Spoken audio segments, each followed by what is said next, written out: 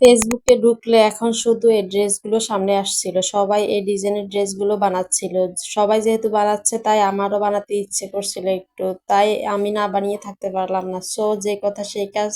তো ড্রেসটা বানানোর জন্য আমি এই সুন্দর জয়পুরি প্রিন্টের থ্রি পিসটা নিয়েছিলাম। এই টাইপের ড্রেস বানানোর জন্য গজ কাপড়ের চেয়ে এই যে প্রিন্টের থ্রি পিসগুলো আমার কাছে বেশি ভালো লাগে। বিশেষ করে এই ডিজাইনের কালার দুইটাই আমার বেশি ভালো লাগছে। সবাই তো দেখলাম কুর্তি ড্রেস বানিয়েছে, কিন্তু আমি যেহেতু কুর্তি বানাবো না, আমি কামিজ বানাবো, তাই আমি ডিজাইনটা একটু ভিন্নভাবে দিয়েছি। ফার্স্টে আমি কামিজটাকে দুই পার্ট করে সাইড ভাঁজ করে নিয়েছি। এরপর লম্বা যতটুকু নিব ততটুকুই কাটিং করে আলাদা করে নিয়েছি। এই যে এরপর আমি এটা মাপ মতো কাটিং করে নিব। আমি এটা লম্বা নিয়েছি 46 ইঞ্চি আর চড়া নিয়েছি 48 ইঞ্চি বড়ির জন্য। তো এই যে আমার মাপ দেওয়া শেষ, এরপর আমি মাপ অনুযায়ী পুরোটা কাটিং করে নিব।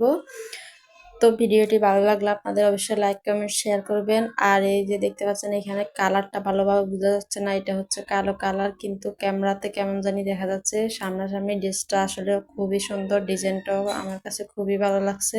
আপনাদের কাছে ডিজাইনটা কেমন লাগছে অবশ্যই কমেন্ট করে জানাবেন। তো এই যে আমার পুরোটা কাটিং করা শেষ, এরপর আমি ফুটের অংশটা কাটিং করে নিয়েছি। গলার এখানে চিহ্ন দিয়ে নিচ্ছি যেন পরবর্তীতে গলাটা সেলাই করতে সুবিধা হয়। তারপর আমি সামনের পাটের তালপাটটা কাটিং করে নিব, তার জন্য পিছনের পাটটাকে সরিয়ে সামনের পাটের তালপাটটা কাটিং করে নিয়েছি। এই যে আমার কামিজটা কাটিং করা শেষ, এরপর আমি সাইড থেকে যে ডিজাইনটা আছে এই ডিজাইনটা কাটিং করে আলাদা করে নিব। এই পাটটা এই যে কাটিং করে নিব এই 3 ইঞ্চি এটা।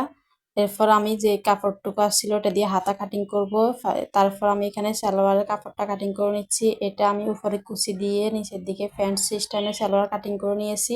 48 ইঞ্চি লম্বা সালোয়ারটা বানাবো আমি, অনেক লম্বা দিব এটা, তার জন্য এখানে উপরে জোড়া দিয়ে কুচিয়ে দিয়ে নিব। তো চলো এবার সেলাইটা করে দেখাবো। এই যে ফার্স্টে আমি পিছনের গলাটা দিব, পিছনের গলার মধ্যে আমি এখন গোল গলাটার ফেস্টিং বক্রমের মাপ অনুযায়ী কামিজের সাইড থেকে বেঁচে যাওয়া কাপড়ে কাটিং করে নিয়েছি। এরপর আমি এইখানে হাতাটা কাটিং করবো, হাতাটার মধ্যে জোড়া দিব, কারণ হেলদি মানুষের জন্য আমি এই কামিজটা বানাবো, তার জন্য তো জোড়া দিয়ে হাতাটাকেও কাটিং করে নিব। এই যে দেখতে পাচ্ছ আমি সমানভাবে হাতাটাকে কাটিং দিয়ে তারপর লম্বা যতটুকু দরকার ততটুকুই নিয়ে নিয়েছি। আমি এখানে 18 ইঞ্চি লম্বা নিয়েছি। আর হাতাটার মধ্যে আমি এই পার্টটা দিয়ে ডিজাইন করব। এই যে তারপর এখানে দেখো আমি বুকের অংশটাতে ডিজাইনটা করে নিয়েছি। এই ডিজাইনটা আমি দিয়েছিলাম কামিজটার মধ্যে। তো এই যে আমার এখন হাতাটার মধ্যে আমি ডিজাইনটা করে নিচ্ছি এই পার্টটা দিয়ে।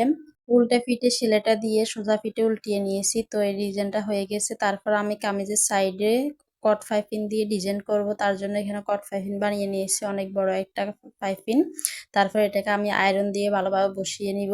এই যে এরপর আয়রন করে নিয়েছি, নিয়ে দেখেন আমি সেলাই করে চিকন করে যে বাঁশটা দিয়েছি এই বাঁশটার মধ্যে আয়রন করে নিব, তাহলে ভালোভাবে তাড়াতাড়ি সেলাই করা যাবে, ফিনিশিংটাও সুন্দর আসবে এইভাবে সাইড ফেরাটা সেলাই করলে। তো এই যে আমি সাইড ফেরার মধ্যে এই পাইপিং দিয়ে পুরোটা সেলাই করে নিয়েছি। তো তোমাদের কাছে ড্রেসটা কেমন লাগছে অবশ্যই কমেন্ট করে জানাবা। এই যে ড্রেসটার ফাইনাল